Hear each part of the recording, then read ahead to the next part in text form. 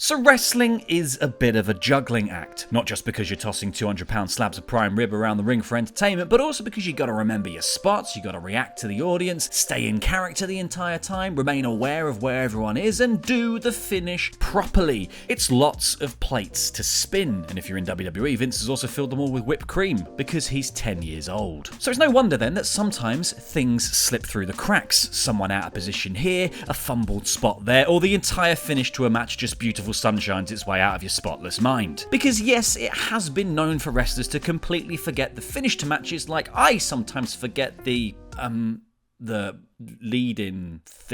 This one's about people forgetting stuff. Read the screen. I don't know. Before we crack on with the list though, why not give partsFUNknown a subscribe if you haven't already, because it really helps us out. And if you are already subscribed, thanks very much. And can you ask your mum to subscribe as well? Thanks. Avante list. Sting versus Samoa Joe, Victory Road 2009. By the time the infamously terrible Victory Road 2009 pay-per-view took place, Samoa Joe had just joined the main event mafia. He was sporting a fake face tattoo / war paint thing and carrying a machete. It was a look that screamed, "I do murders," and I've recently attended a kid's birthday party. At the show, he and Sting had a slightly below average match, perhaps best known for Taz's TNA debut, an entrance so epic it allowed Joe to power out of the Scorpion Deathlock as if Joe was the Undertaker and Taz was the urn, but really as if Sting just couldn't be asked to hold it anymore and let go, which is what happened. After this little bit of awkwardness was over, Joe was supposed to put Sting away with a muscle buster, but Sting forgot the finish, so Joe simply popped on the Coquina clutch, probably asked Sting to tap very nicely, and the icon submitted instead.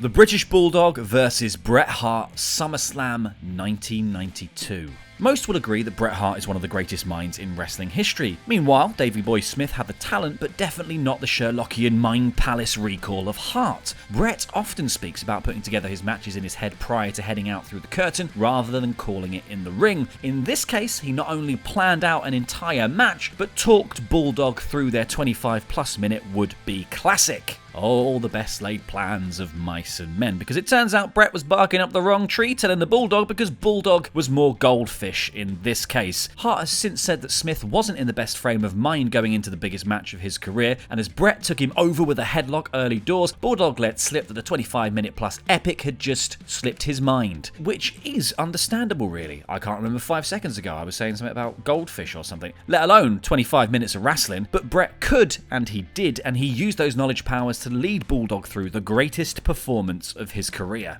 Sting versus Hulk Hogan, Starrcade 1997. Now there could be a whole list of matches where the referees forgot the finishes, such as the Rock and Kurt Angle at No Way Out 2001, or when Trent and Pac had to end their match early on Dynamite in 2019, and Bryce Remsburg just didn't get the memo. But for this list, we'll include the infamous main event of Starrcade 1997. I mean, Nick Patrick had a handful of wrestling matches, so technically he is a wrestler for all you sticklers out there, but in this case, Patrick was the referee and was supposed to administer a fast count allowing Hulk Hogan to pin Sting, which would have set up Bret Hart to come out, reverse the decision in the wake of the Montreal Screwjob. Instead, Patrick just completely forgot to do a fast count, and Sting was pinned completely normally. The rest of the finish then just carried on as planned, but just with, no justification. So Sting and Bret Hart ended up looking like idiots, and I bet Hogan loved it. I bet he absolutely loved it. KENTA versus Tomohiro, Ishii, NJPW Royal Quest. Now we all know that wrestling is essentially pretending to be dropped on your head for a living, but sometimes head and mat do meet, as do head and fist, head and foot, and head and floor. What I'm saying is it's quite easy to get smacked silly, so that means that unfortunately some of the silly goose you gone and forgotten about this list comes as a result of concussion, as is the case in this bout between KENTA and Tomohiro Ishii at Royal Quest in 2019. The pair had been putting on a clinic until KENTA was seemingly knocked out by a German suplex and the match fell apart. Never mind being able to remember the finish, KENTA could barely remember how to use his legs. Ishii did do his best to keep things together until KENTA could hit the go to sleep and walk away with a never openweight title, but it was a hot mess. Fun fact though, this was held in London and I went to it and I had forgotten that until I started writing this list. I blame beer though, rather than German suplexes. Mickie James versus Victoria versus Melina in a house show in 2007. There are a surprising amount of title changes in this list, and here comes another one. Because during a WWE house show on April the 24th, 2007, Mickie James and Victoria challenged former Quizlemania champion Melina for the much less important WWE Women's Championship in a triple threat match. But the thing is, the whole thing got bollocksed right up when Victoria forgot to kick out of a pin from Mickie James, which meant that James accidentally won the title. Thankfully,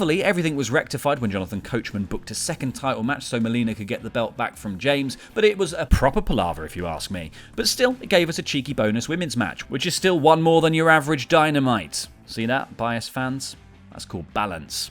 Gene Kiniski versus Dory Funk Jr., the NWA title match on February the 11th, 1969. Here is yet another match where the title changed hand because one of the competitors plain forgot the finish. But in this case, it's not Mickie James accidentally walking away with the Women's Championship, it's just the champ chucking away the most prestigious title in wrestling because he'd forgotten what kind of match he was in. So here's the deal. NWA World Champion Gene Kiniski was putting the title on the line against Dory Funk Jr. at a show in Tampa, Florida. Now, world title bouts were often contested under 2 out of 3 falls rules at the time, but this was scheduled for 1 fall. One fall! And only 1 fall was counted when Funk locked Kiniski in his spinning toe hold finish early in the fledgling match, and Kiniski submitted, losing the title in the process. Afterwards, Gene said many times that he was convinced that the match was 2 out of 3 falls, but instead his 1,131-day reign as champ came to an end thanks to an earth-shaking brain fart. Oh,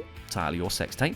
Dean Malenko versus Billy Kidman, Sold Out 2000. Time for another round of What's the Stipulation? This time starring Dean Malenko and Billy Kidman at Sold Out back in the year 2000. And this one's a bit of a weird one, coming at peak stupid during WCW's lifespan. The ruling for the match between Malenko and Kidman said that you would be disqualified if you left the ring at all, like a really two-man rumble. It's a dumb stip, and clearly not a memorable one either, as Malenko forgot the rule about 2 minutes in, left the ring, and was disqualified, ending the match in a big old womp womp. You got to assume that whatever the plan finish was, it would have been much better than this damp squib, but then again, it was 2000's WCW, so no guarantees. Sin Cara, Daniel Bryan and Ezekiel Jackson versus Wade Barrett, Ted DiBiase Jr. and Cody Rhodes, the June 17th, 2011 version of SmackDown.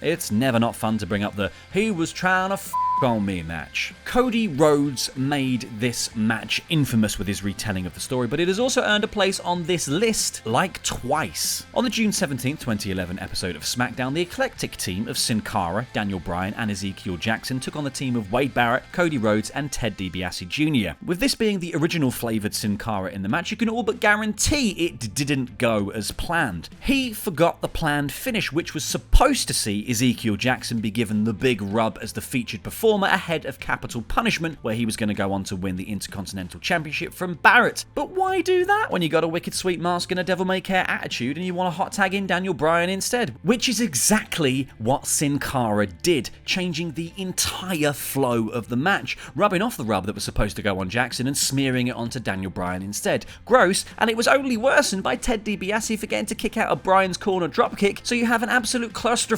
on me of a match. But I mean, this is also pre-Yes Movement Bryan, so could this be the rub that started it all? The seminal rub. Gets worse the more you add in front of rub, really, isn't it? Adrian Neville versus Sami Zayn versus Tyson Kidd, NXT House Show, November the 13th, 2014. Now this one is a good example of how some quick thinking can save you from near disaster, because back in the days of old NXT, 2014 to be precise, at a house show in Glasgow, then NXT champion Adrian Neville was taking on Sami Zayn and Tyson Kidd in a triple threat match. Now for whatever reason, Zayn forgot to kick out of a pin attempt by Kidd, essentially giving Tyson a shock win and the crowd at some rando house show in Glasgow the chance to see the very newsworthy change of NXT champion. Except some quick thinking on the part of the ring announcer stopped that from happening, because after the pin they announced that Sami had been eliminated from the match, turning it into an elimination match. You hit him with a surprise stipulation, which allowed Kidd and Neville to get the whole thing back on track and end things the right way, with Neville retaining his championship.